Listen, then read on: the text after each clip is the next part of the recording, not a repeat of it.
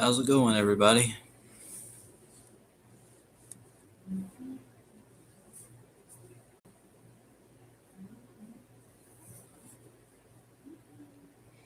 I hope everyone's had a good day so far. I know I have. I've had a really good day today.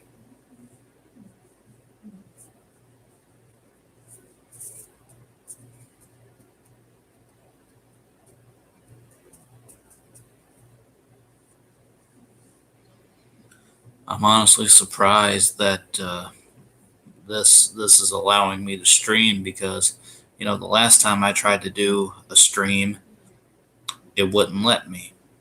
So yeah, I'm really happy that this is allowing me to stream this time.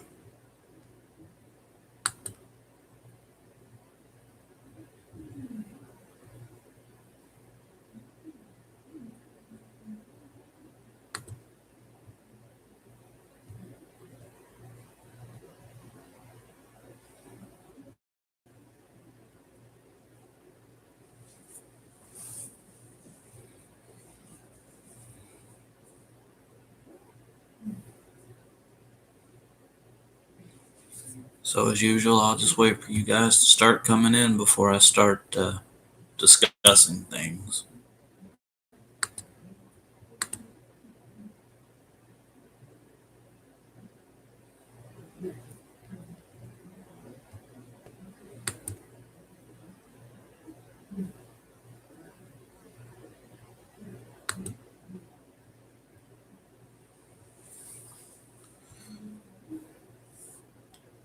Hello to whoever just joined.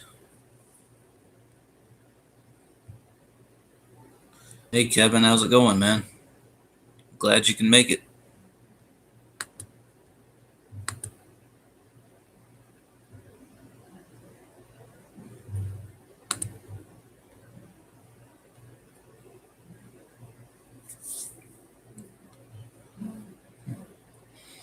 I'm doing good, man. I can't complain. Today's been pretty good.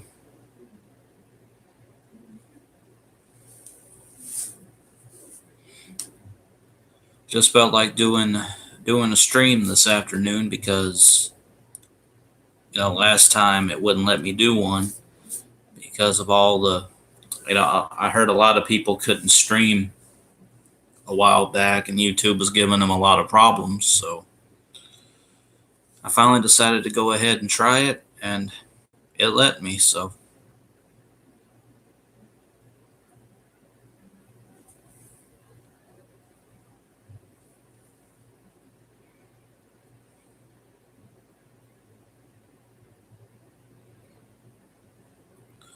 yeah, I know. It is great.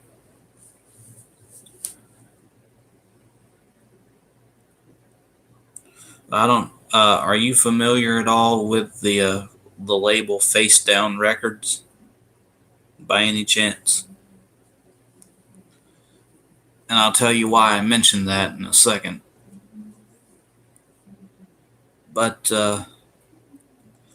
first, the title is of this is music and band discussions. So, okay, Kevin, you haven't. Yeah, I'm not. I'm not too surprised because I don't think a lot of people have heard of Face Down Records. They're a uh, they're a Christian rock, metalcore, metal, uh, record label that's produced a lot of really heavy stuff. Um, but anyway, what I did was I was on their website recently. Excuse me, and they were having a deal that ended today on June 30th, where all CDs were 50% off. And the CDs were already cheap on there to begin with, but when you add a 50% off label to that, it made them almost like only $2 to $3 a piece. So I wasn't going to pass that up. But the thing is, to make it fun, is I picked 5 albums from 5 different bands. Uh, one band I had heard of, and the other four I hadn't heard of. So I basically went in this blind. So I don't really know what I'm going to be listening to. I don't know how heavy it's going to be. I don't know how soft the albums may be. It's going to be a complete.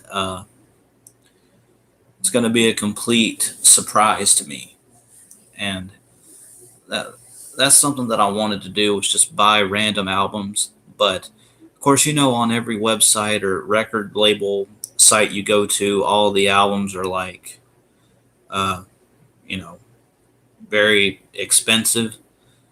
Like one album is like between 10 and $15, and by the time you get four or five of those, you've already spent like $50. So, but yeah, man, should be a lot of fun. Uh, I can go ahead and tell you the bands that I purchased, if I can remember. Uh, Altars, Those Who Fear, My Epic, A Plea for Purging, and Your Memorial. And the reason I picked those bands in particular, well, I picked the band Altars because I had already heard one of their songs before, and I liked it, so I decided to get their whole album. And the other bands I just picked because I thought that they sound cool. I thought they sounded like cool names. Uh,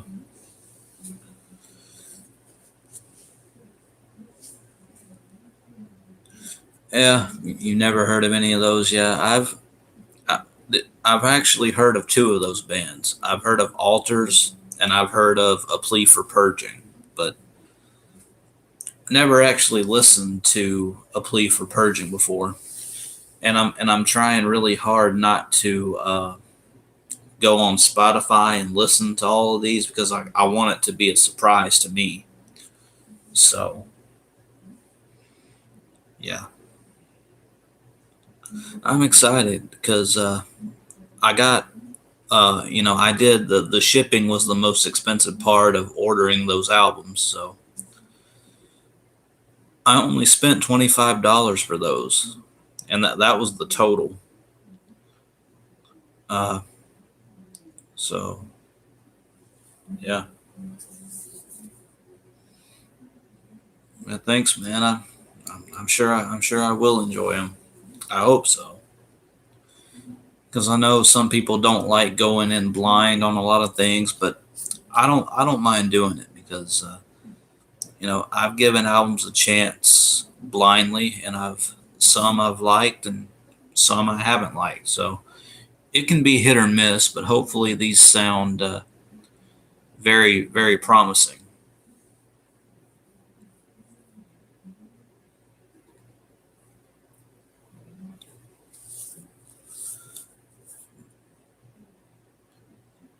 I think the band that I'm most interested in listening to out of those five would be the band those who fear, just because I think that's a pretty cool band name.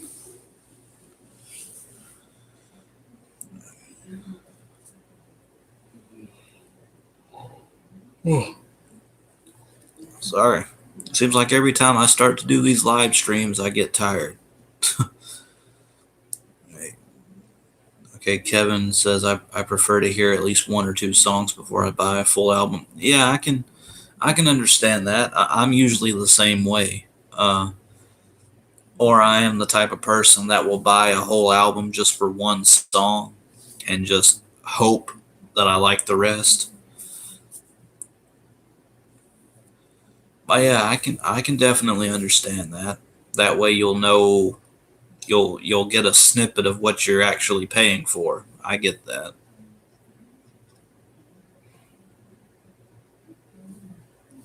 Here we go again.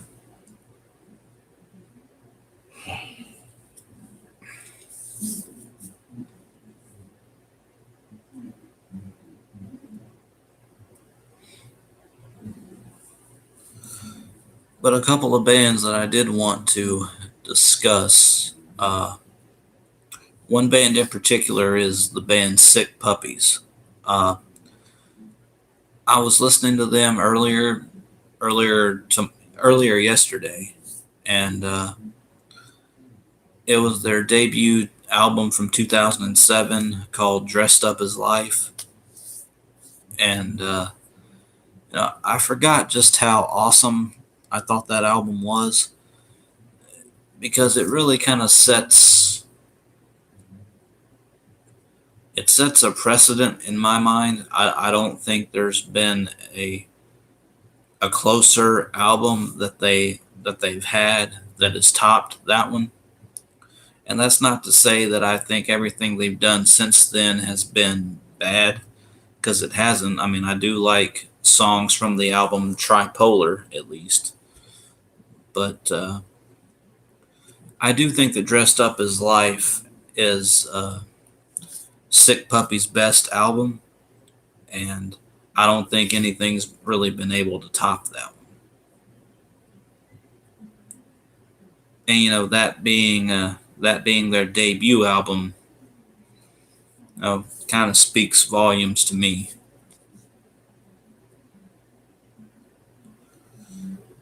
Have I heard their latest album? I have. That was the I think I have that album, but I don't remember what the name of it is. The name's escaping me right now. But that is the one with the new lead singer, because I know their old one, like he got kicked out of the band or something that he did, or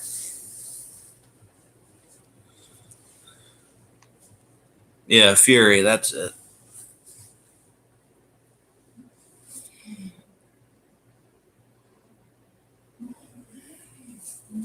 Yeah, I did like Fury. It's probably my second favorite by Sick Puppies.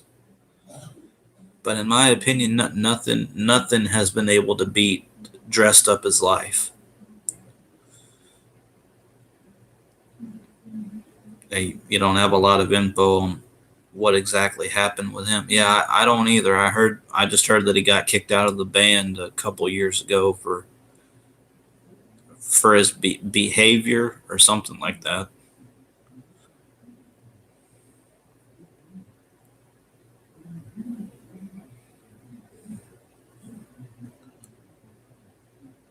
Okay, you only have Fury and Tripolar, and Fury is your favorite from those two. Okay, well, actually, I know I'm talking a lot about Dressed Up as Life, but the only Sick Puppies album that I have is Fury. I don't have Tripolar or Dressed Up as Life, but I definitely want to get Dressed Up as Life for sure. Maybe in the future sometime. But but yeah. I mean, Sick Puppies. I wouldn't consider them one of my all time favorite bands, but I definitely think that they're a band.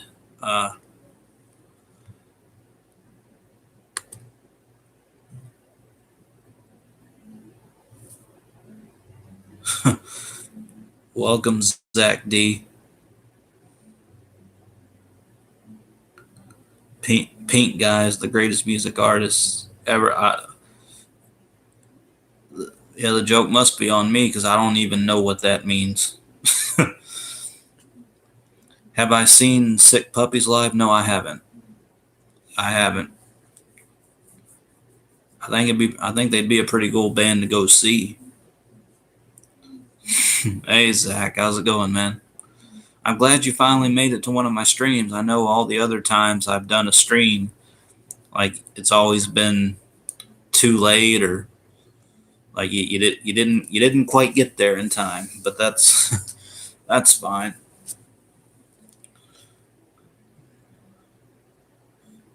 Hey Jonathan, how's it going, man? Welcome. I was just telling Kevin. Uh, I was just telling Kevin about something that I did a couple of minutes ago. Zach, I don't know. Are you familiar with the label Face Down Records? Yeah, that's true, Zach. I do usually stream around like noon, 1 p.m., stuff like that.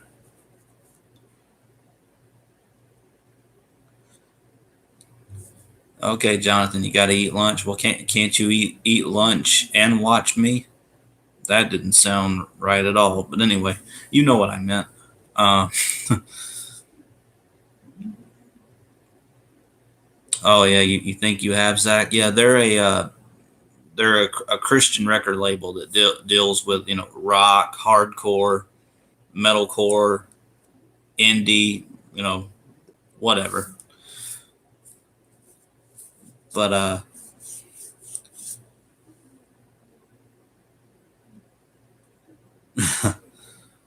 Texas, I don't get up till 3 p.m. when I'm not doing anything. Well, fair enough. But anyway, what I did was I went on their website and they were having a deal that ended today, actually, where all CDs were 50% off. And I mean, they were already cheap to begin with, but now all the CDs were really, really cheap. So instead of paying like $7.99 for a CD, you could get it for like $2 or $3, and that was on every single CD they had. And even though I only knew a couple of bands, I I couldn't pass that up. So what I did was I got 5 CDs from 5 different bands, and like I said, I only knew 2 of them out of the 5. But I mean, I got 5 CDs for $15. Plus, the shipping was an extra $10 because I'm greedy and I want the CDs here now. So, but yeah, it ended up being $25 in total, which still isn't bad for 5 CDs. It's the shipping that kills you.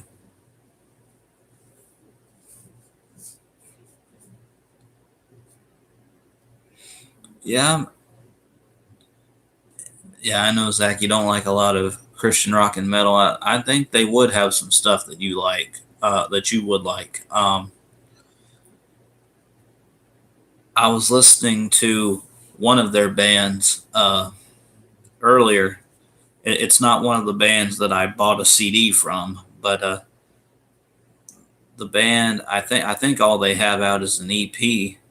Um, the band is called Nothing Left, and the EP is called Destroy and Rebuild. Destroy and Rebuild. I don't know why I said that in a weird way, but yeah,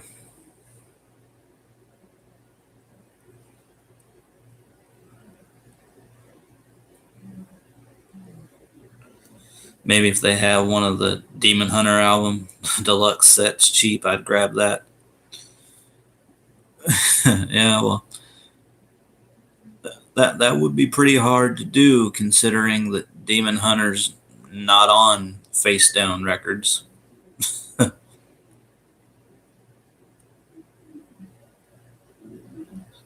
So yeah, and I don't mean to say that in a jerk way. I'm not trying to sound like a jerk, but sarcasm. But well, as far as I know, they have like I said, they are a Christian based label, but they have a lot of heavy stuff. Uh, I would say it's a range between metalcore and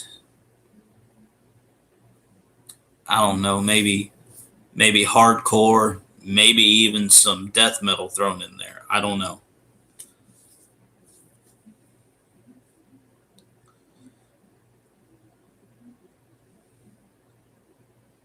What's my favorite album of the year so far? Um,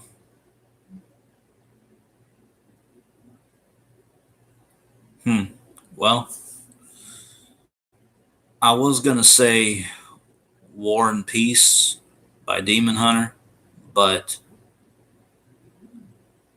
that actually might be my second favorite, if I'm being completely honest.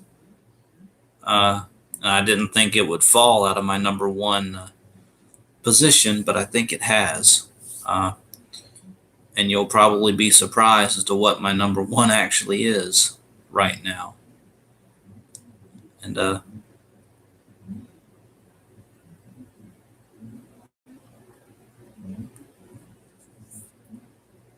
oh, War and Peace are at number three for you. Oh wow, well, that's cool. Well, yeah, surprisingly, my number one as of right now is actually "I the Mask" from In Flames, and I didn't expect that to be my number one at all. So, but that probably will change as the rest of the year goes on, especially when you have a new Killswitch Engage, new new Slipknot, new Skillet coming out, new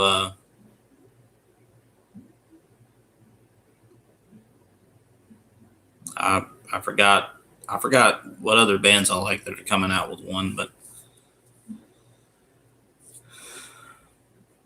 yeah, I know. I know, Zach. I didn't expect that either.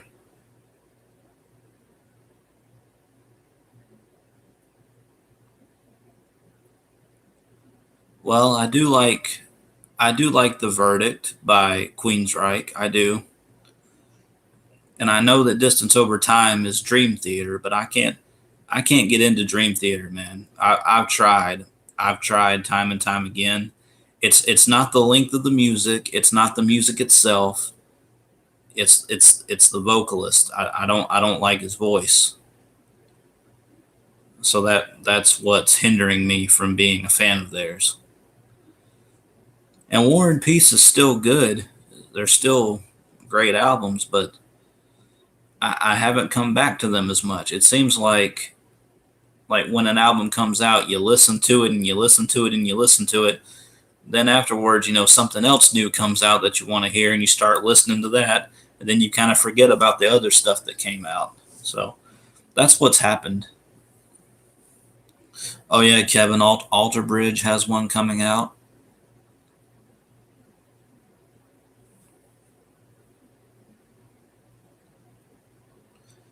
Yeah, Zach, maybe progressive metal just isn't my thing. Yeah. Well, I don't know about that. I don't have a problem with the long songs or with the music or anything like that. But maybe it's just Dream Theater for me. Maybe I'll find other bands that are more my cup of tea.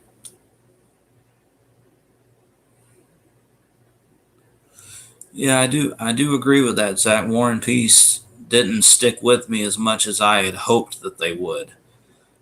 I mean, I still come back to songs like um, Gray Matter, Unbound, uh, Lesser Gods, On My Side, songs like that. Have I have I heard whose new song, Kevin? Alter Bridge?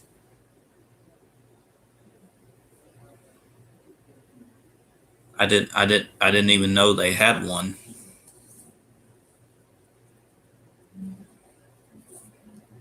I'll definitely give that a listen.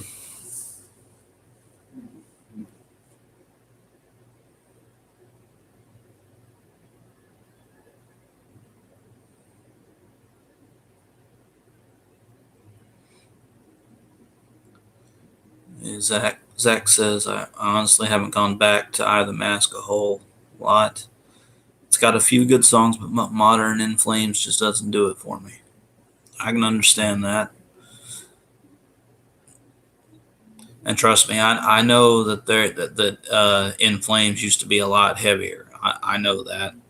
Heck, I've heard to some of the Jester Race and Colony. So yeah, I know they used to be heavier.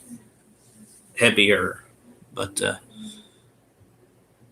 where In Flames are at right now, it's kind of right in my wheelhouse. So maybe that's why that album is sticking with me more than anything else that's come out.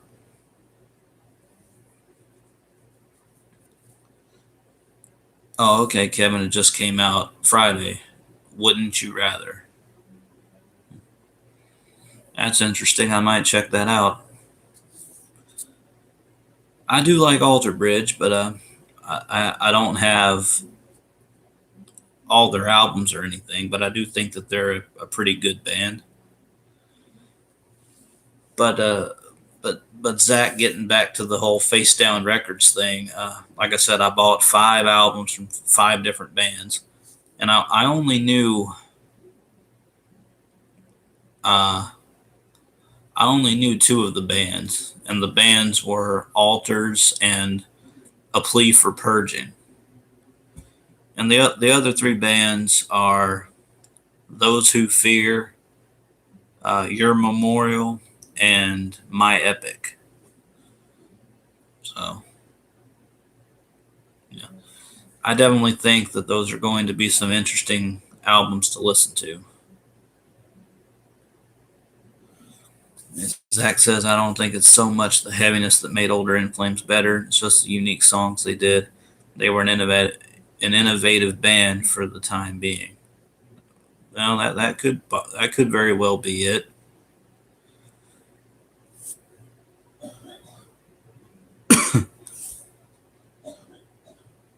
I don't think I know what you mean, Kevin. If I'm going to what show?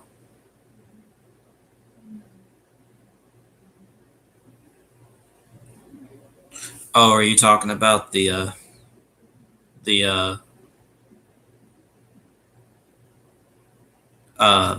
the Skillet Alter Bridge tour?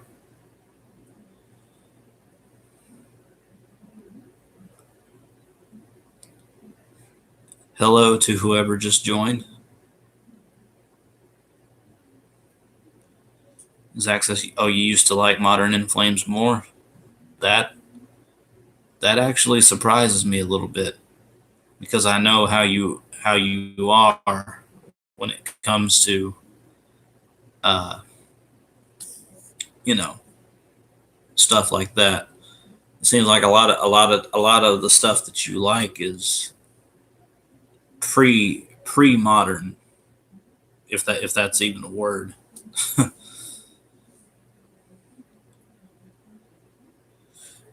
Yeah, Alter Bridge and Skillet. That sounds like an interesting tour. And of course, Skillet being my favorite band, that would be something that I would like to go to. But excuse me, I don't know if I would have anybody to go with or not. So I know it's still like for me, it's in October, so I still got a while.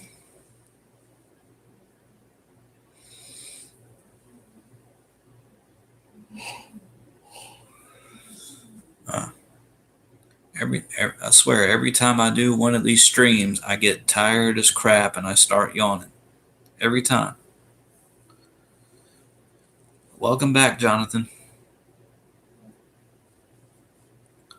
So, Jonathan, I guess I'm gonna have to. Oh wait, no, I already told you the story of me ordering those albums on Face Down Records, so I don't have to tell you the story. Zach says you were new to melodic death metal at the time, so I guess it kind of made sense. Okay, you went into them as someone who mostly listened to metalcore. Yeah, so basically you're where I'm at. since you know that metalcore right now is my favorite genre. So, yeah.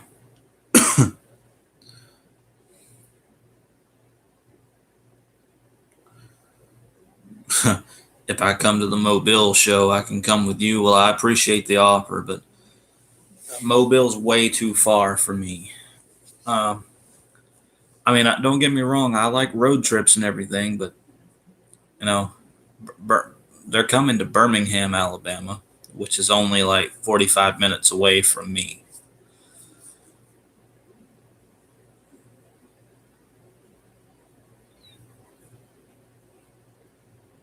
Yeah.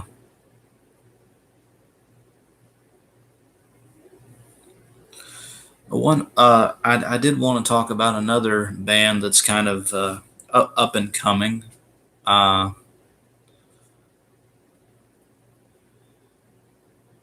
and I think that, well, I know Jonathan's heard of them, but they're I don't know what you'd consider them. I don't know if they're just standard rock or hard rock. I don't know, but they're a band from the UK, and they released an EP earlier this year, a 5-song EP called "Ghost Like You," uh, and the band is called Captives, and I've really taken a liking to them. Uh, I mean, considering the fact that they've only got 5 songs and they're fairly new and starting out, they've garnered a lot of attention on YouTube, and especially in their home of the UK. So I think if you give them a couple of years and they start putting out like their debut album and stuff like that, I think they're going to go pretty far. I mean,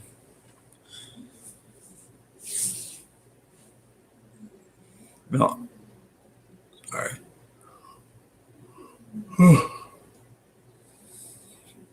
Every time, every time I do a stream, I yawn like. But anyway, oh, Mobile's 2.5 hours from you. Yeah, where? If you don't mind me asking, Kevin, where do you live? Zach says, yeah, I go for bands that I would have never liked in high school or even first year of college. Yeah, well, I guess I can't really say that I'm trying to do the same, but I know my taste and my style that I like right now. And who knows, I never thought that I could get into, you know, Iron Maiden, Metallica, and Megadeth, but I did. So there's still hope.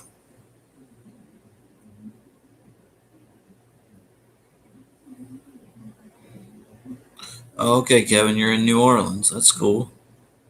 I actually have family that lives in Baton Rouge, Louisiana.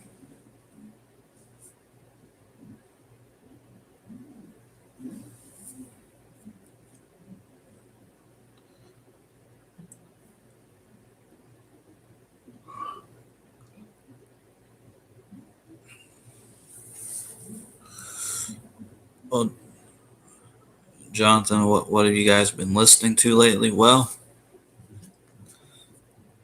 I've been listening to Captives. I've been listening to Sick Puppies,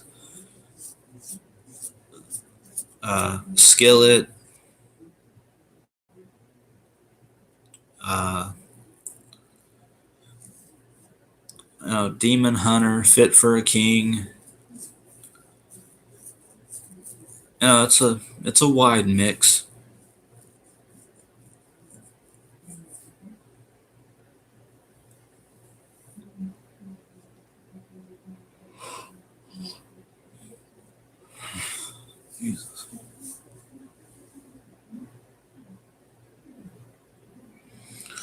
You should challenge yourself with some bands in different subgenres. There are too many subgenres out there. And then people get mad when you talk about one of their bands and you classify them wrong. I never understood getting mad at that.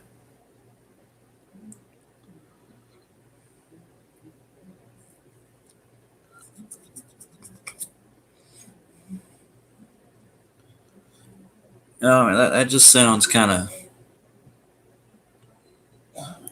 seems like kind of a dumb thing to get mad at. It's like, oh,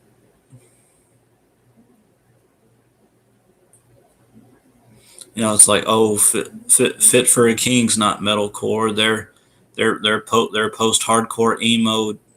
What punk? What? I'm just like, it's music.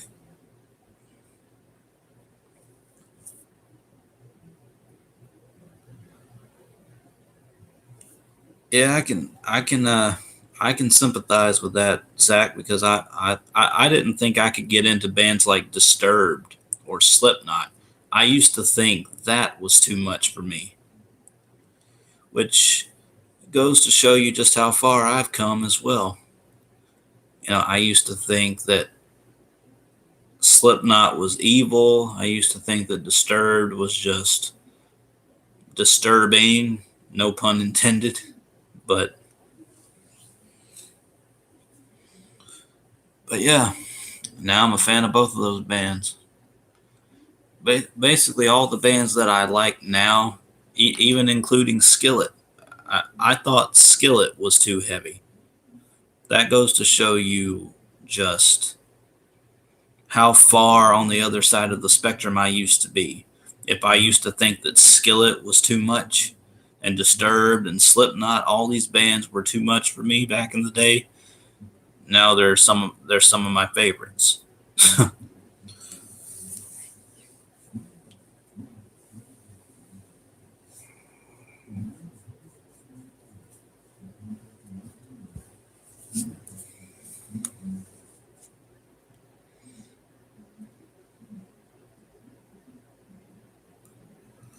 Yeah, I am late to a lot of bands, Zach, or at least I think I am.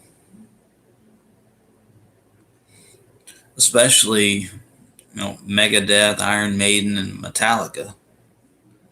Even though I did know a lot of Metallica's hits, like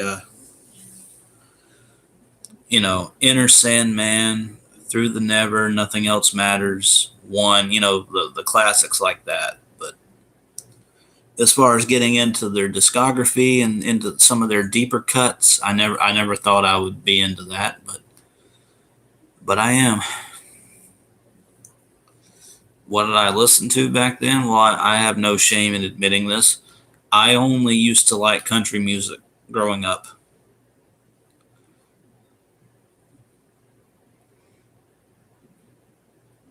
Yeah, country music was my thing.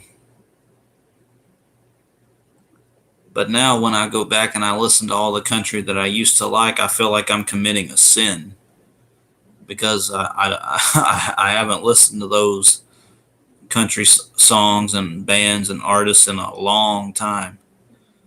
It doesn't really feel nostalgic for me. It feels weird to me because I've been so far into uh, rock and metalcore and all that stuff that country music used to take a really big uh, side road with me. And it's a road that, I mean, I'll revisit them every now and then, but, and there's still a couple of country artists that will always, have a place with me, but I think my country roots are about pulled out of the ground. So, oh,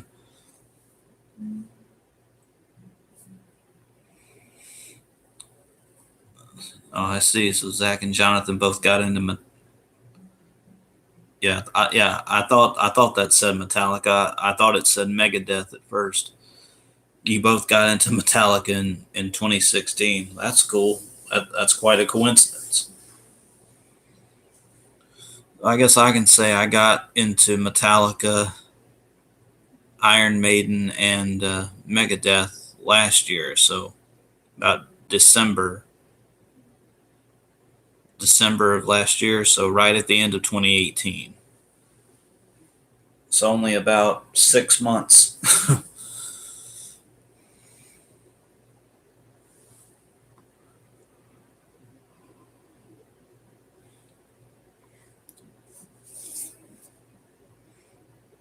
Zach says, I do wish I would have been into bands like Rush, Led Zeppelin, Death, Slipknot, and Killswitch Engage sooner.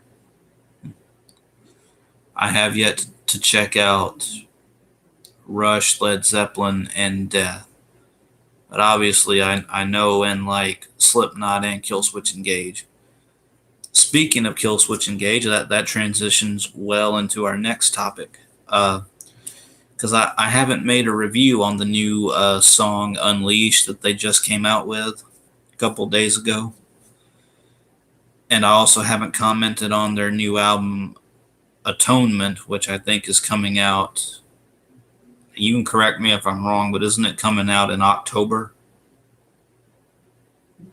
Or maybe September. I don't remember, but yeah, I really liked. Oh,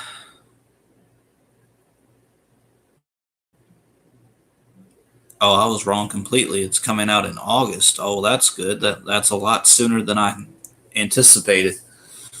So I got three of my favorite bands coming out with one in August. Skillet, Slipknot, and Killswitch Engage are all coming out with albums in August. Wow. August is going to be a busy month for me. But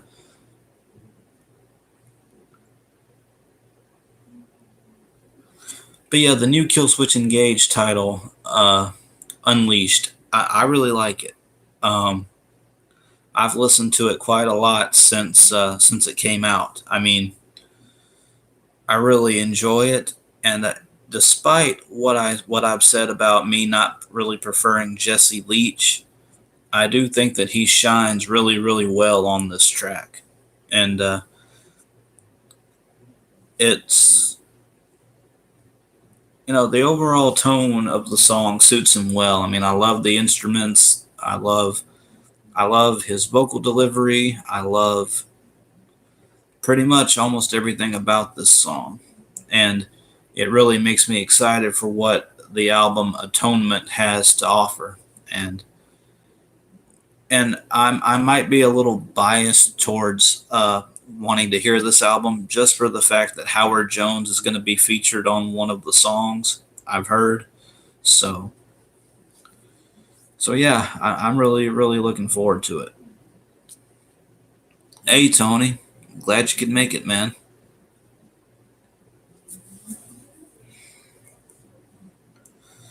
Hey, Zach says Tool is supposed to be releasing an album in August too, but I wouldn't be surprised if it ends up being fake. Yeah. Then again, I'm not I'll be honest, I'm not and you guys already know this, I'm not a Tool fan. So that one doesn't really appeal to me that much. So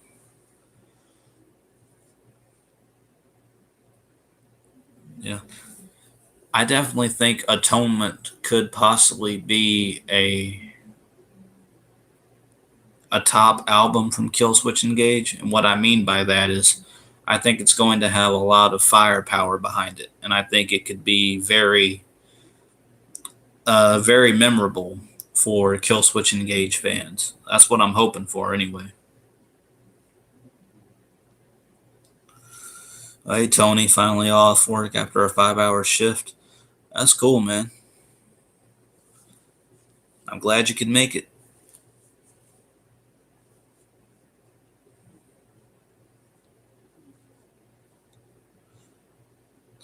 Yeah, I agree, Zach. Atonement is an interesting title for an album.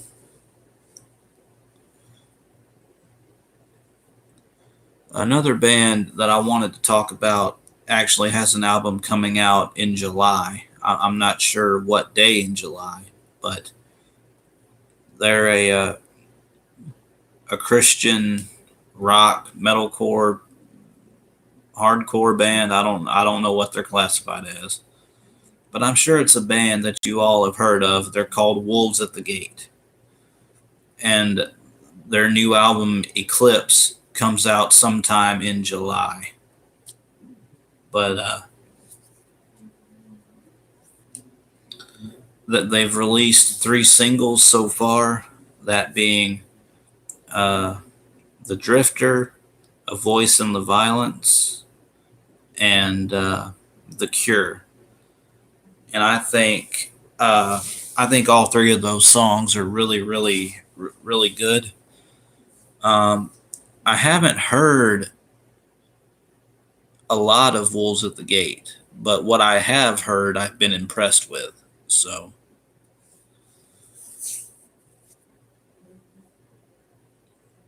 yeah. Well, what are y'all's takes on Wolves at the Gate? Oh, I missed a couple of comments. I'm sorry. Uh, Zach says, "When the crap is red, gonna announce the new album." I don't know. Hopefully soon. And as much crap as I've given Red over the years with Release the Panic and Gone being, in my opinion, they're two worst albums in my opinion. After hearing The Evening Hate, it really got me stoked to hear more new Red songs, because that sounded like the Red that I grew up liking. And yes, I can say grow up liking, because Red's basically been there for me since the beginning. I became a fan of them in 2007. A lot of these mainstream rock bands that got popular back in the late 2000s, like Breaking Benjamin, Skillet, uh, Red, I got into them the same year, 2007. So those were those were some of my first introductions to rock music in general. 2007 was my rock music awakening, if you want to call it that.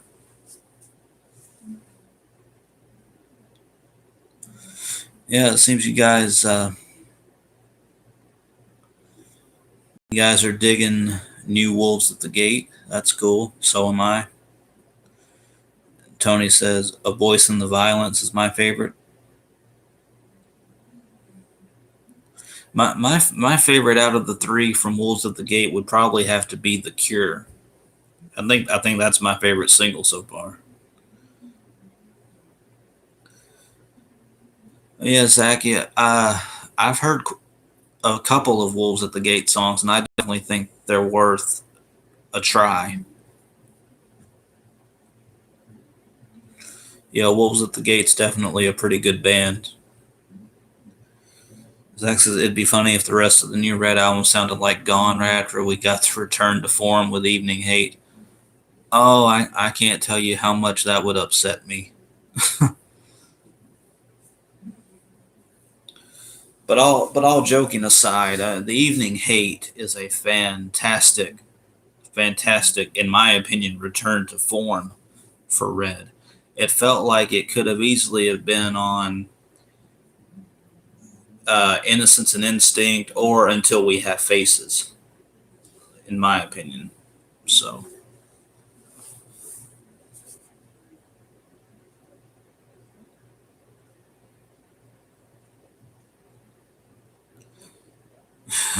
yeah, Zach, I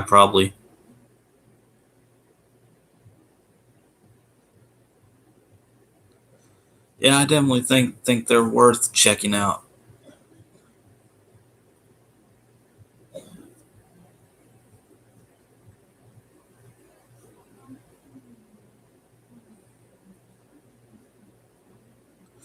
Well, no, Tony, I guarantee you're not the only one in here that likes Gone, because I know for a fact that Jonathan does. And there's nothing wrong with that. If you guys like Gone, then that's fine. But it, I personally, I personally didn't care for it. And that's not to say that I don't like any songs from Gone. I mean, I definitely liked Losing Control, and I liked Coming Apart, and I liked Chasing Your Echo. That's about it.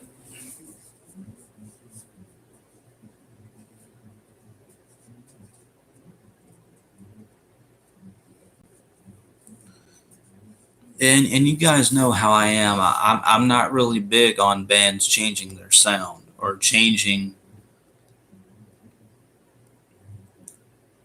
I'm not a fan of change. You know, it doesn't bother me when bands stay the same, like Breaking Benjamin, or you know, well, Breaking Benjamin is the only one that sticks out in my head. But it may bother other people that they don't switch up stuff. But I'm a huge proponent of the saying, if it ain't broke, don't fix it. So yeah, it's worked for them.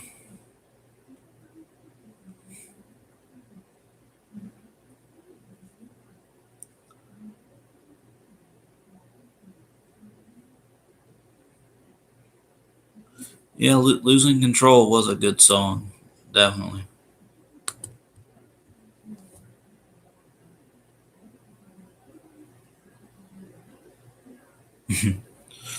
Hates change, likes the new. I read that wrong. Hates change, likes the direction In Flames took. Yeah, yeah, pretty much. But to be fair, and I know you're just joking, but to be fair, that was the first In Flames album that I ever heard in full. So technically, technically, I wasn't there for the change initially. So I just I found a loophole in your argument.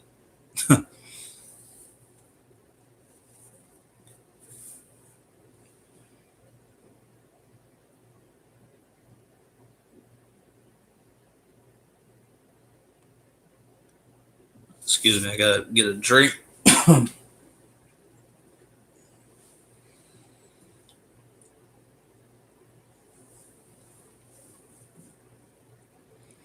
And the Sprite makes an appearance yet again.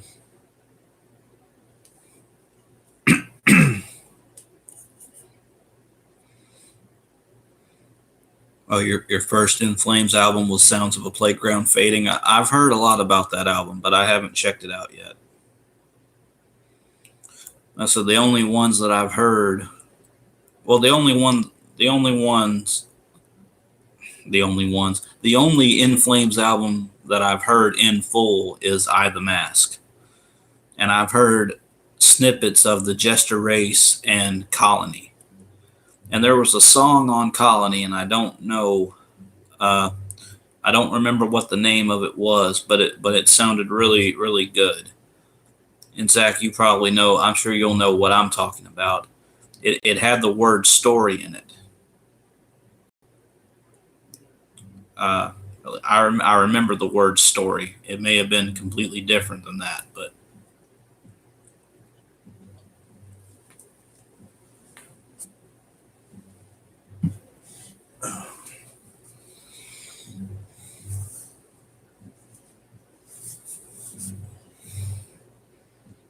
yeah, that's it. That's it, Zach. Ordinary story. Yeah, I really liked that one. Let's see. I missed a lot of. Let's see. Tony says I'm all for change as long as it's done right. I can understand that. Some bands pull it off real well. Other bands don't need to change. Yeah, I can see that.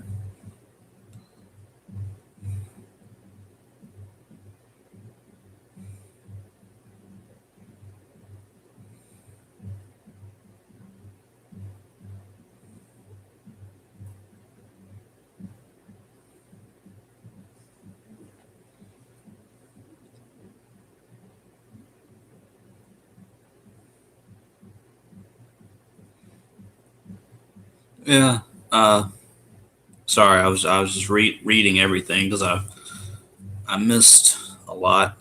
Uh, John says at the same time, I get what you mean. If all bands didn't change a little bit, they would end up like Nickelback or Black Veil Brides. Well, I can understand.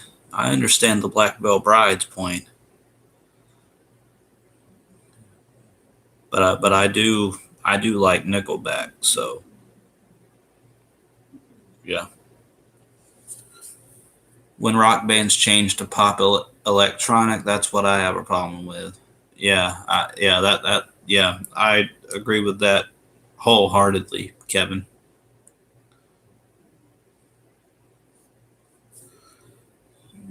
Uh, like for me personally, I think Gone was a good change for Red. An example of a bad change was Gravity by Bullet for My Valentine.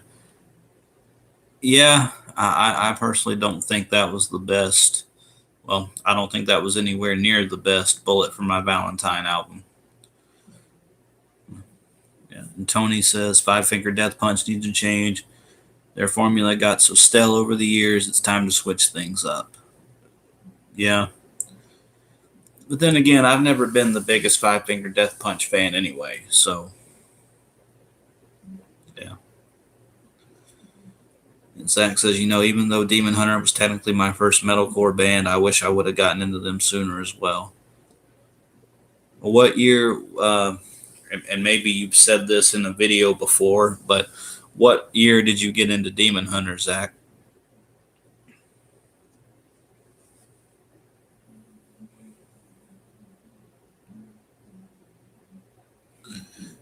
Tony says, I wish Shinedown would stay away from electronics. Yeah, and I agree with Kevin. I think everyone should stay away. Like, if you're a rock band and a metal band, don't bring so much electronics into your stuff. That defeats the purpose of you being a metal band.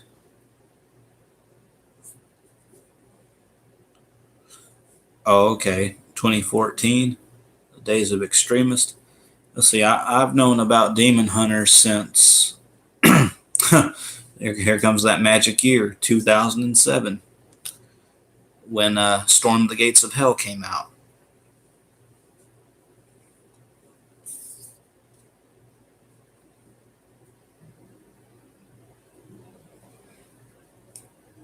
2007 was a good year for me musically. I mean, I got into Skillet, Red, Demon Hunter, and Breaking Benjamin all in one year, 2007. So that was during the Comatose, Phobia, Storm the Gates of Hell, and End of Silence days. Pretty good company, if I say so myself.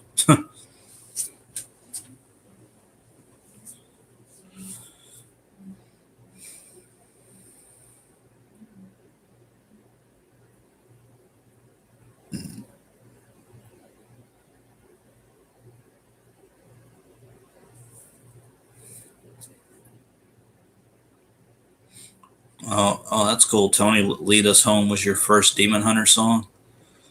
Well, believe it or not, and I was just thinking about this earlier. You guys remember MTV Headbangers Ball that used to come on a while back, real late at night? Well, they were doing Headbangers Ball, and Demon Hunter had a song play on the show, and it was the song "Carry Me Down." Now, me being new to you know that type of stuff, again, this was probably around 2007, I'm sure, but I remember watching that thinking, well, I thought Headbangers Ball was supposed to have heavy music, and "Carry Me Down" is a ballad basically. But I remember liking it, and that was my first exposure to Demon Hunter. So I thought, well, this isn't very heavy. I mean, the show's called Headbangers Ball, and this isn't heavy. Boy, was I wrong about that. Because after I really gave Demon Hunter some more listens and listened to other songs, I realized, yeah, they're pretty heavy.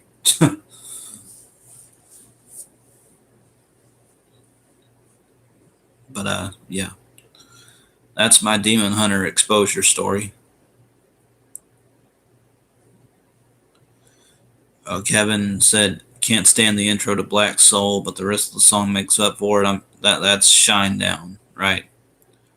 I have their latest album, Attention, Attention, but I've only listened to it once. If that tells you something.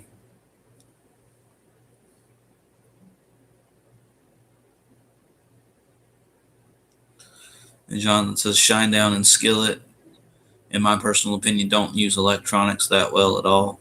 Maybe sometimes, but they just don't fit them.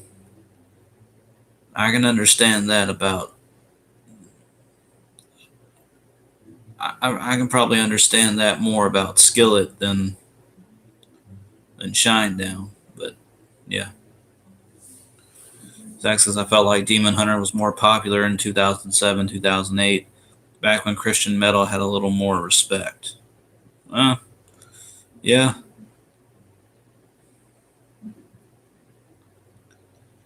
Hey, Jonathan, Demon Hunter has incorporated electronics in some songs, but very sparingly. Yeah, yeah, it's true. And Zach says Demon Hunter started using electronics more on Outlive and a little bit on Peace. Yeah, I do remember hearing some on the Peace album.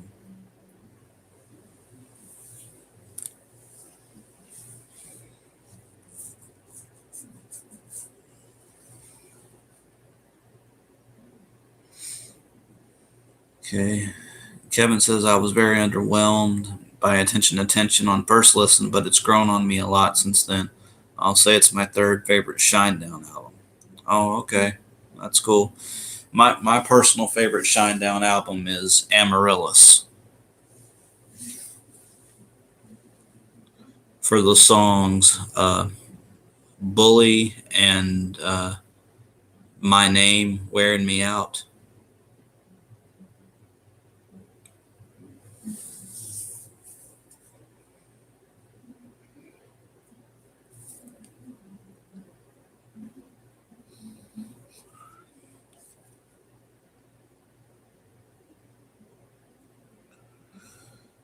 Okay, Zach asks, where would I rank War and Peace in Demon Hunter's discography? Uh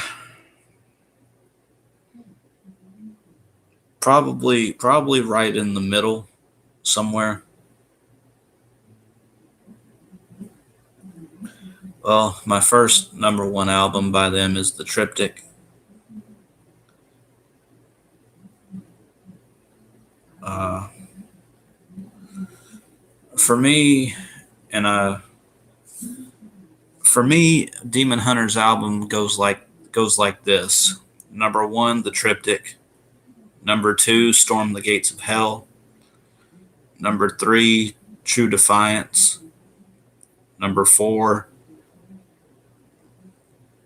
probably War and Peace, 4 and 5; then Extremist;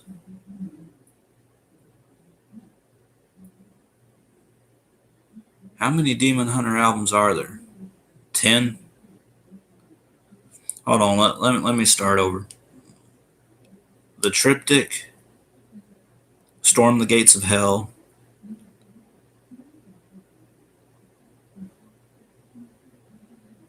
yeah, True Defiance, War, Peace, Extremist, Summer of Darkness,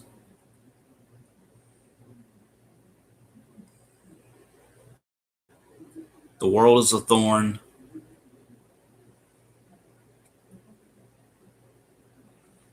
I'm missing.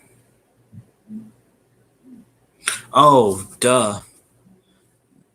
Number 9, Outlive. I knew I was forgetting one.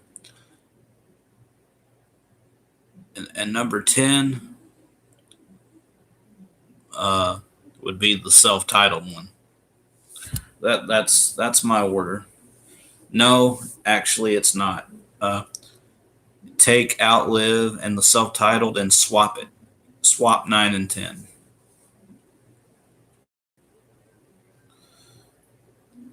Oh, Tony, I totally missed your comment. You remember seeing Shinedown with Breaking Benjamin a few years back? Oh, that sounds like a cool show.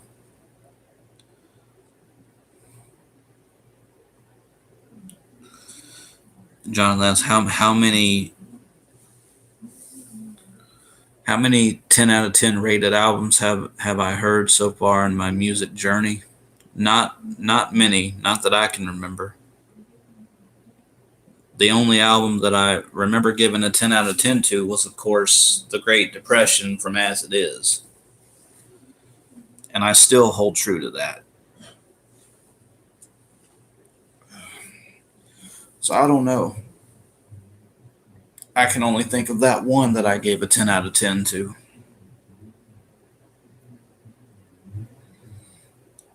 Tony, I keep forgetting Outlive existed. Yeah, me too.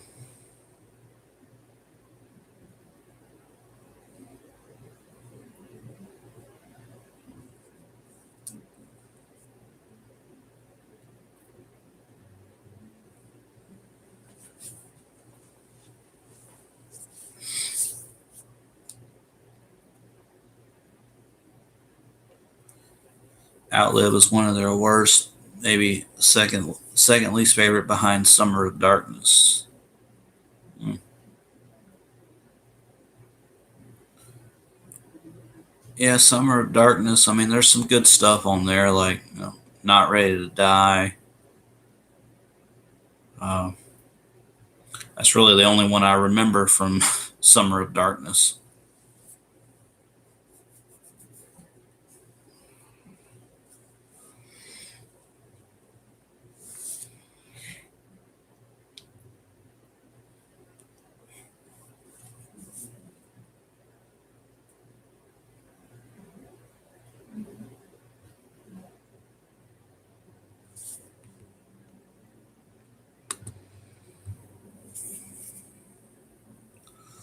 Let's see what else. What else can we talk about?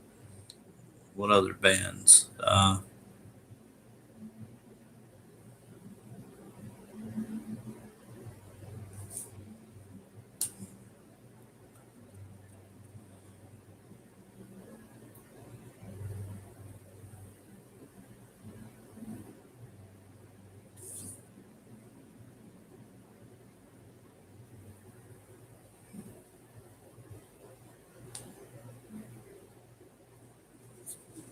Let's see.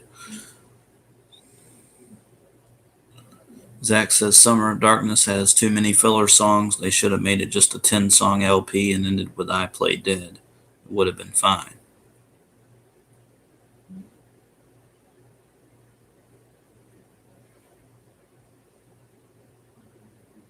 I don't even remember all the songs from Summer of Darkness. I don't even know if I've listened to Summer of Darkness all the way through, to be honest with you.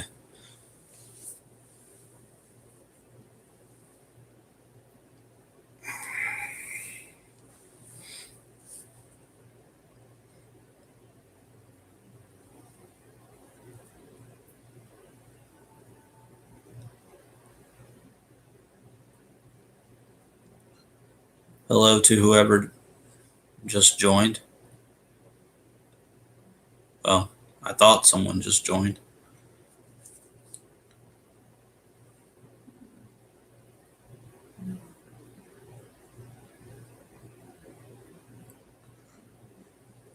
And you guys already know my favorite Demon Hunter song of all time is 1,000 Apologies. That's always been my favorite, and it probably always will be.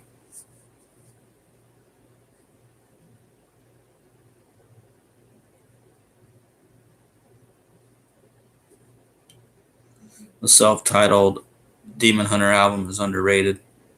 Ryan Clark even confirmed to me it was Slipknot influenced. Oh, that's pretty cool.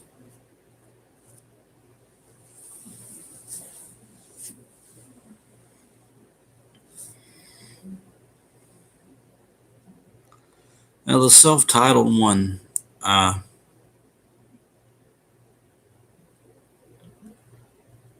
the self-titled is really low on my list. I think I had it ninth out of 10th. I only like one song from that album, and that's "I Have Seen Where It Grows."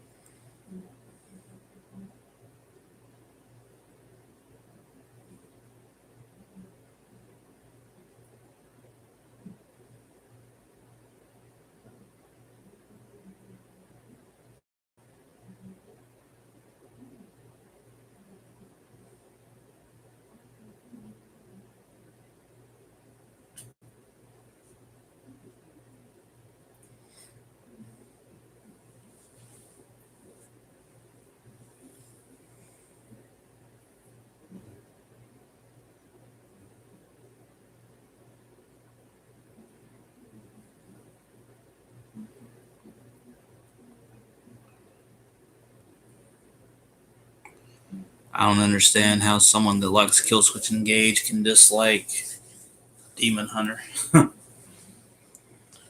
Well, you don't have to worry about that with me. I like both of them. So,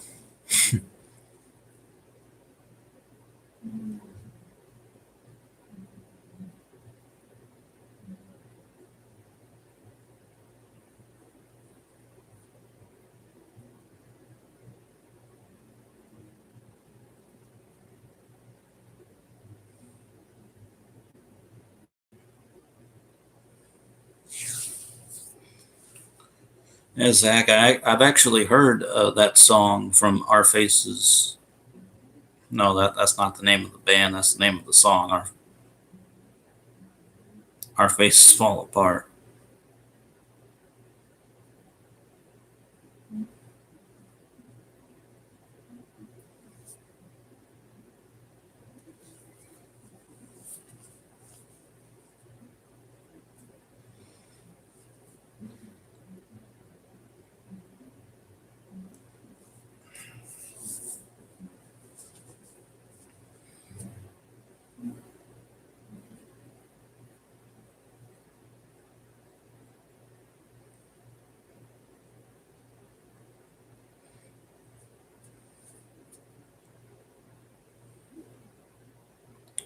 Trying to think of other things to talk about, but I'm kind of drawing a blank.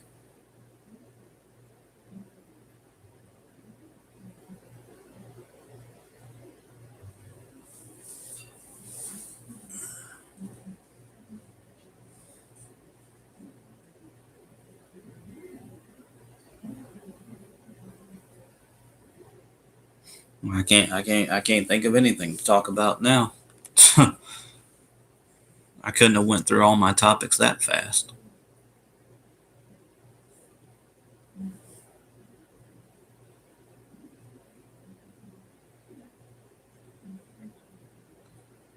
How's Iron Maiden holding up for me?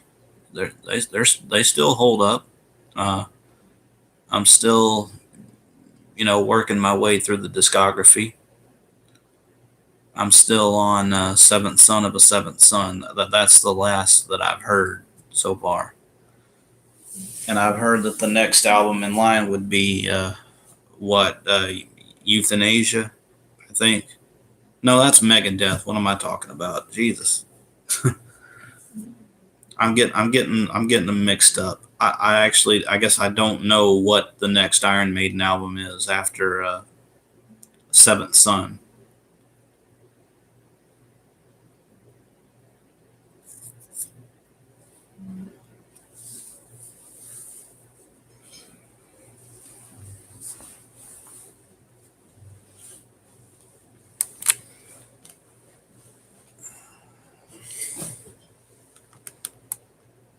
Oh, okay, Kevin. No Prayer for the Dying. Okay, I just I do have that one. I'm sorry, I'm moving. I gotta switch positions.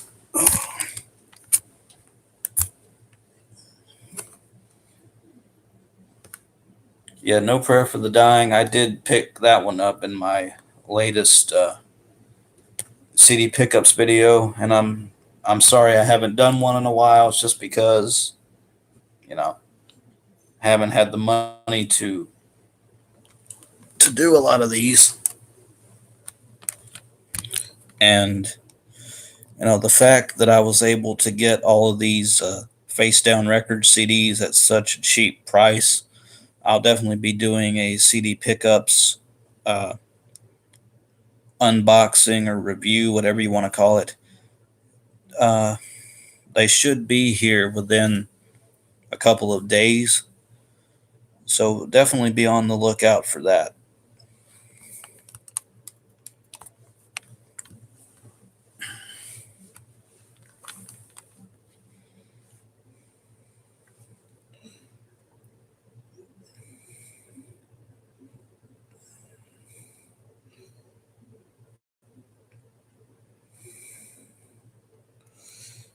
So fear. So which one is after Seventh Son? No Prayer for the Dying or Fear of the Dark?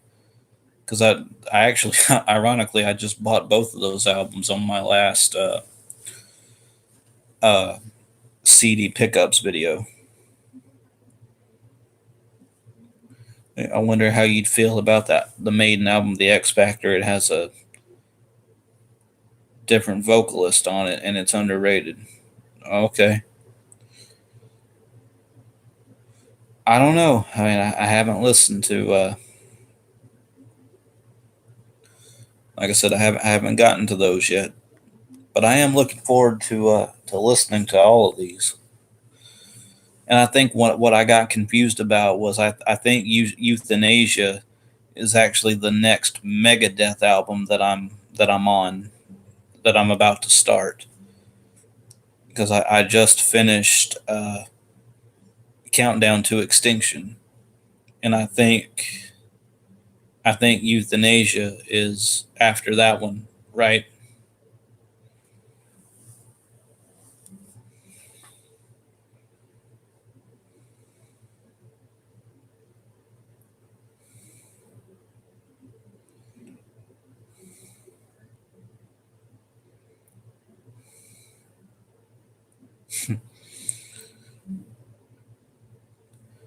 I don't. This is embarrassing to admit, but I'm not real good with Roman numerals. Virtual 11. Yeah, because X is 10 and then a 1. Okay. Uh, Virtual 11 is Maiden's worst album. My advice to you is pass it up. Well, I'm not going to do that. I mean, I like to give every album a fair chance. Even if I don't end up liking it at the end, at least I can say I've heard it. But there are some albums out there that are just a chore to listen to. Like anything made by Justin Bieber. So, you know,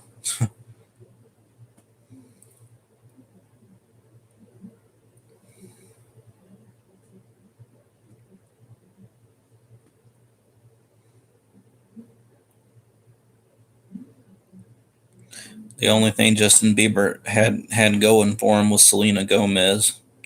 But anyway, that's another topic for another time.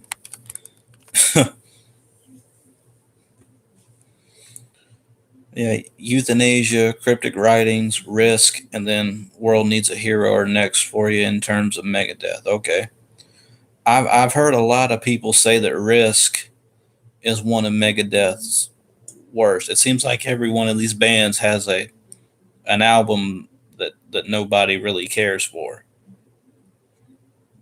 But in terms of Megadeth, I've heard Risk is a bad album, and I've heard Super Collider is also a bad album. So, yeah, I mean, not every band can have a perfect discography. So,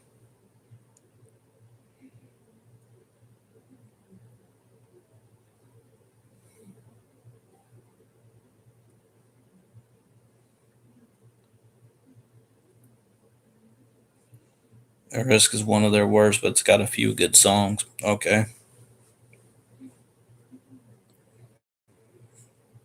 Oh, so Zach, I've been meaning to ask you, since you just got those Alice in Chains albums, Facelift and Dirt. Which one do you like more? Because that would be a difficult one for me to choose between Facelift and Dirt. I would probably have to say I like Facelift a little bit better, but not by much. I mean, it's real close for me. And Kevin says, I think World Needs a Hero's Megadeth's worst album. Well, we'll see how it goes for me. I'll let you guys know how they end up for me once I get there.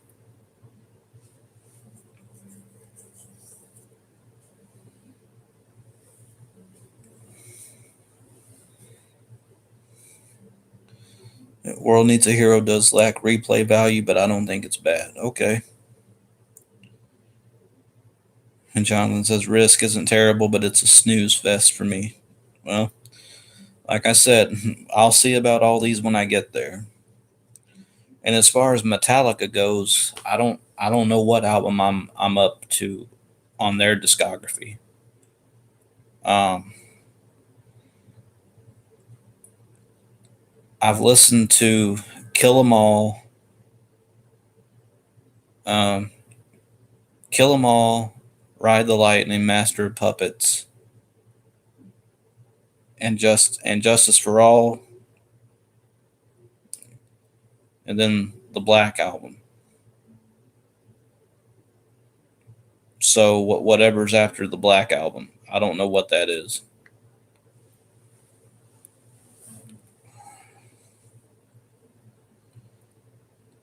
Okay, Zach.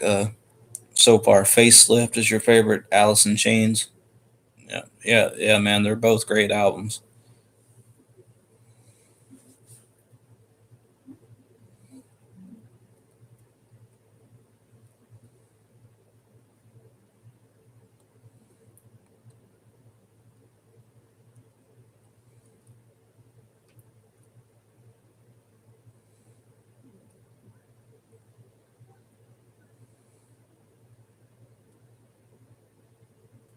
Yeah, I've heard mixed things about Load and Reload. So I'm interested in checking those out. But if we can go back to grunge for a minute, now, I like Alice in Chains and I like Nirvana. But I'd actually say that my top favorite grunge band as of right now would actually have to be Stone Temple Pilots. And uh,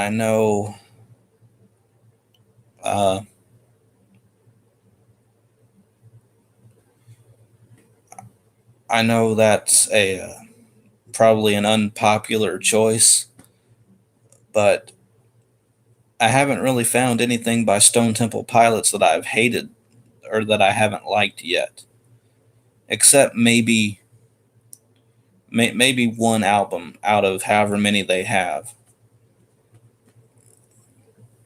But yeah, yeah, I'm big into Stone Temple Pilots right now.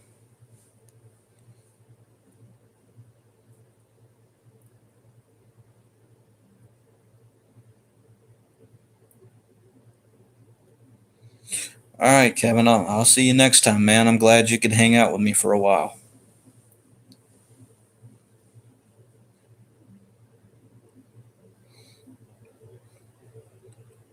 Oh, Zach, Load came out the year you were born, and Reload came the year after. Well, that's pretty cool. Yeah, the only album or the only metal album that I know that came out the year I was born uh, was Megadeth's Countdown to Extinction, which was 1992. So, yeah.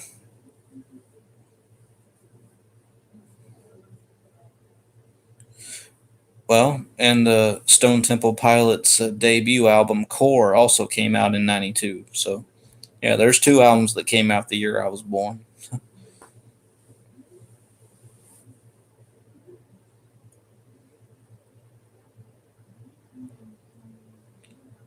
Yeah, Jonathan, Stone Temple Pilots, they're really good.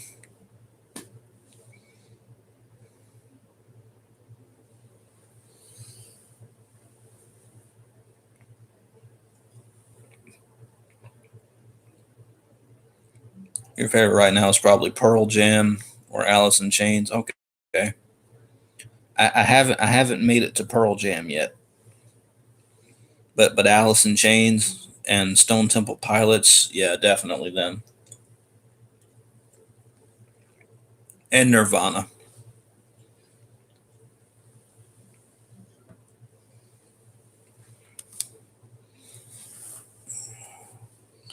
You thinking about getting any more Pantera? Uh, yeah, I might. I got to be honest with you. Vulgar Display of Power didn't really do much for me. Uh, I did listen to the whole album. Of course, I liked Walk, but most of it just, I don't know. It just didn't do much for me, to be honest. I mean, I didn't hate it. I didn't hate the album. It just, I don't I can't explain it really.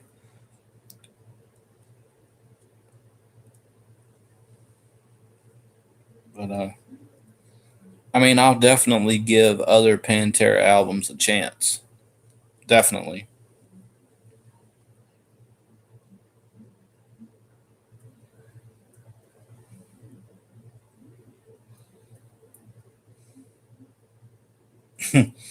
Pantera's too heavy. Yeah, yeah, that's why it didn't stick with me. Yeah, and that's probably why it didn't stick with me, Zach. I mean, you know me so well. You know I'm the melodic guy. So yeah, I mean, don't, like I said, I didn't hate the album. I thought it was good. It just it just wasn't great to me. But who knows? Maybe I'll like other Pantera albums more. You know.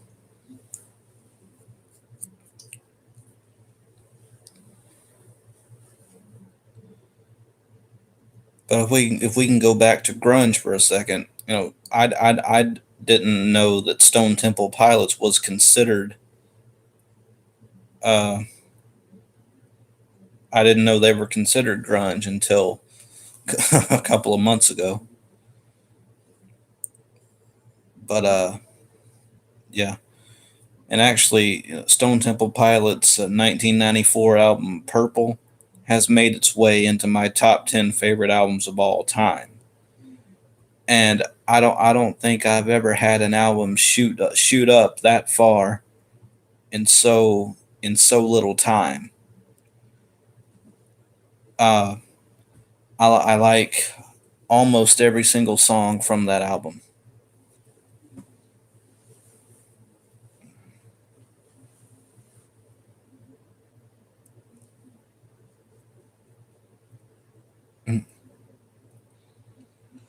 You know how I know you because I was you back in 2015. Alrighty.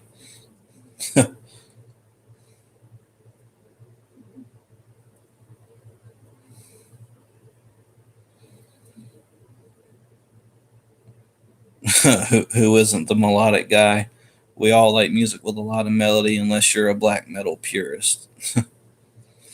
Yeah, black metal doesn't do it for me at all. And believe it or not, I have tried. You know, I can at least say that, right? I've tried.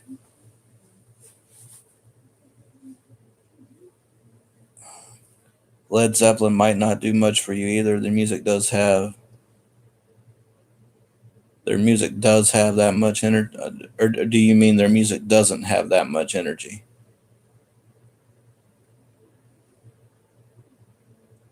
Oh yeah, it doesn't. Yeah, that's what I thought you meant.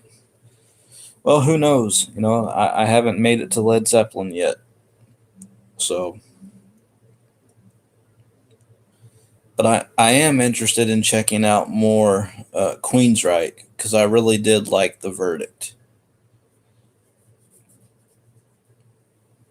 And I also want to check out Rush if you think Rush would be a band that I would like. One of their album titles did interest me, and I think it was called "Moving Moving Pictures" or something like that. That one definitely caught my attention when you had it on your CD pickup video a while back.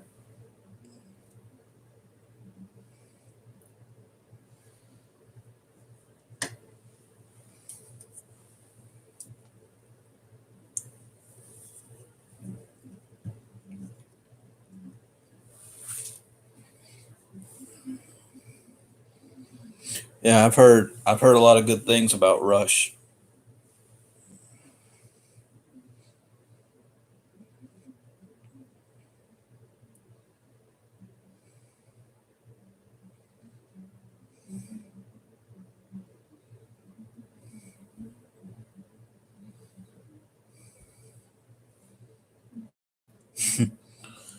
You're not a real you're not a real metalhead unless you listen to extreme and black metal every day. You know what? You're absolutely right. Where are my manners? Hail Satan. Sorry. But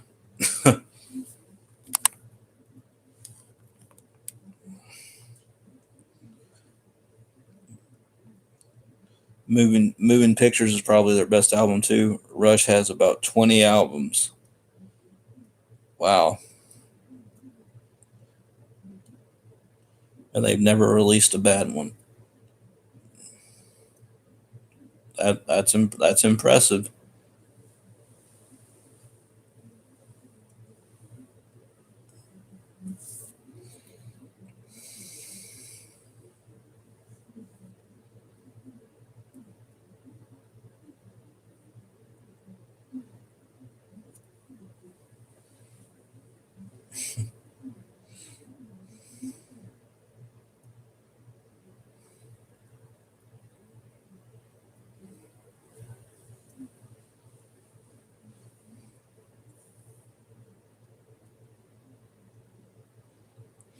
Yeah, Zach, you hit it on the head. Every band has albums that are better than others. That's just how it goes.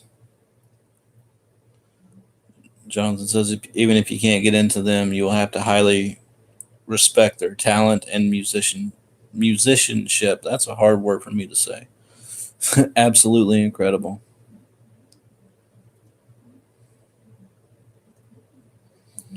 No, you're not a metalhead unless you like Asking Alexandria. I do like one Asking Alexandria song, and that's the song "I Won't Give In." I think that's a pretty good song.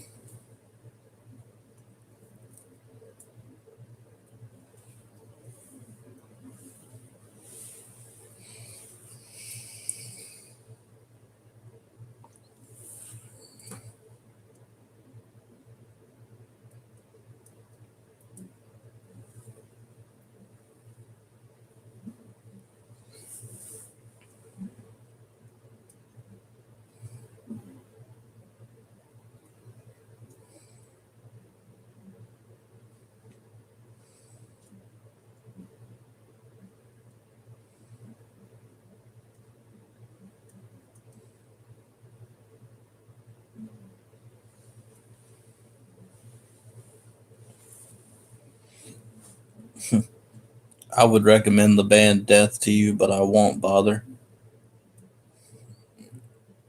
Why? Because you don't think I'd like them.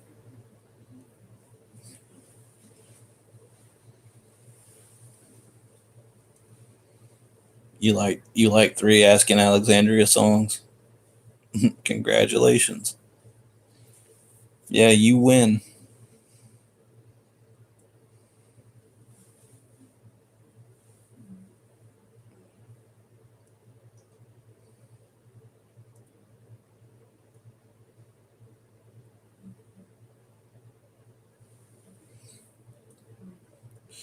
Yeah, I can't see you liking them, but I might be surprised. Who knows? Well, you never know.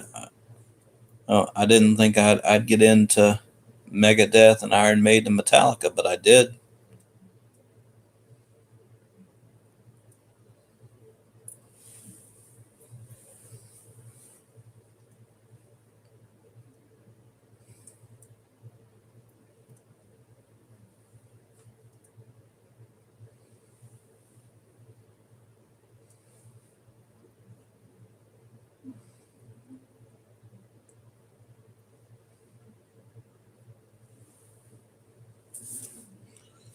They only got a tad of melody.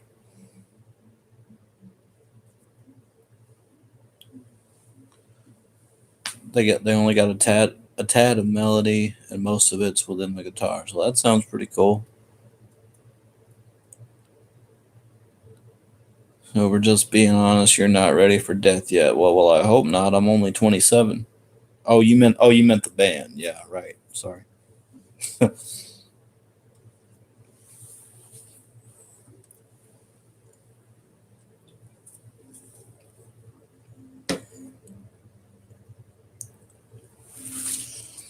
I was joking, but speaking of that, me being 27, you know, uh, this is the age when rock stars die. I want to at least live to see 28. I want to get past 27.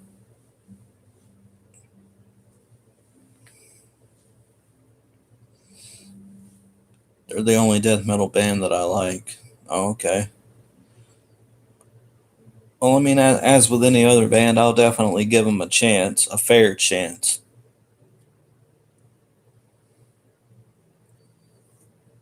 And if I don't like them, I don't like them. So,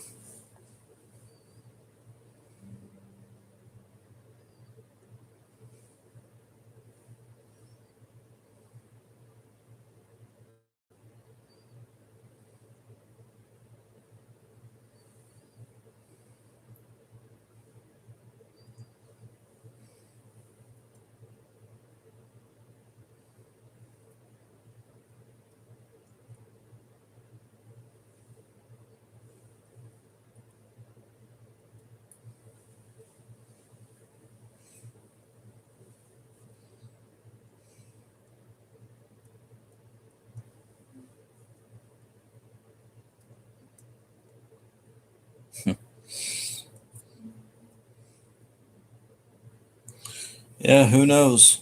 But I'll definitely give them a chance.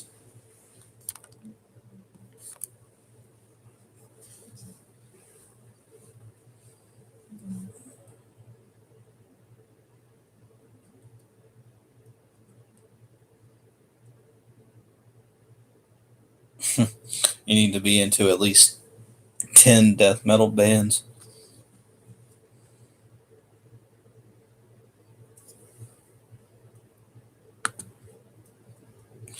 Speaking of well, not death metal. I think this is black metal, but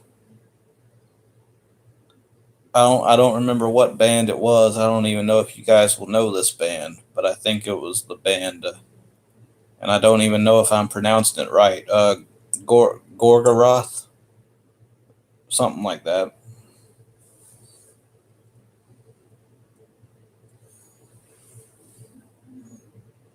Something to that effect. Well, anyway, I was watching a Loudwire video uh, last week about 10 uh, 10 craziest black metal moments or whatever, and one of the moments, no, it was like 10 most awkward, like, fan interactions on stage, something like that. But anyway, it showed that black metal band Gorgoroth, or if I'm even saying that right. And this guy got on stage, and the lead singer absolutely killed him. I mean, slammed him down. His body went limp. His body, like, he did like one of those UFC moves, like he like body slammed him into the amp, and his body just went limp and unconscious. And I said, "Yeah, I can definitely feel the power of Satan flowing through him right now." And even the audience went, "Oh crap, he's dead. He's literally dead."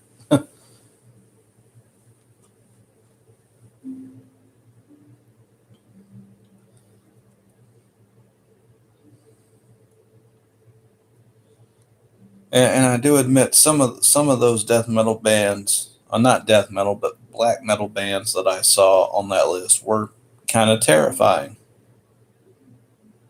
And I know it's just people in awful Kiss makeup, but you know, yeah, Zach, the black metal community is interesting. Yeah, but I mean, some of them are terrifying. I mean, the stage presence is terrifying. The vocals are terrifying. Yeah, I know Revan likes black metal. He's a cool guy. Yeah, he is a cool guy.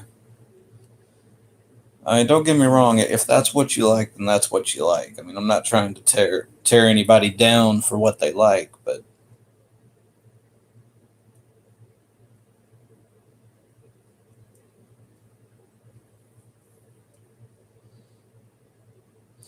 I don't like the satanic culture of it either. Yeah, yeah, I don't like that either.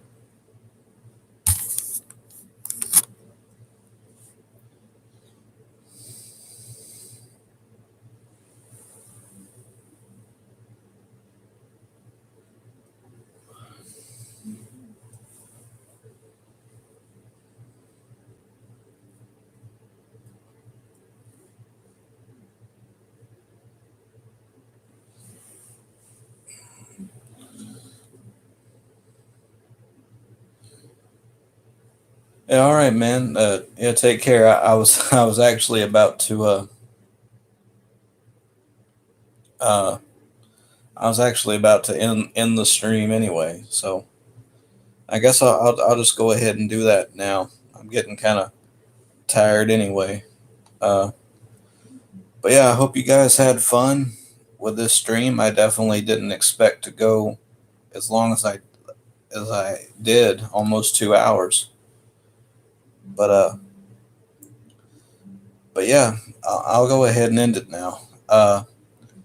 Thank you guys for joining me, and the next time I see you guys will probably be for either my album of the week video or these new CD pickups that I'm getting from Face Down Records. So whenever that is, I will definitely make a video. So until then, guys, I guess I'll see you guys next time. I hope you guys enjoy the rest of your day or night, whatever it is. It's almost 5 p.m. here for me, so yeah. Take care, guys.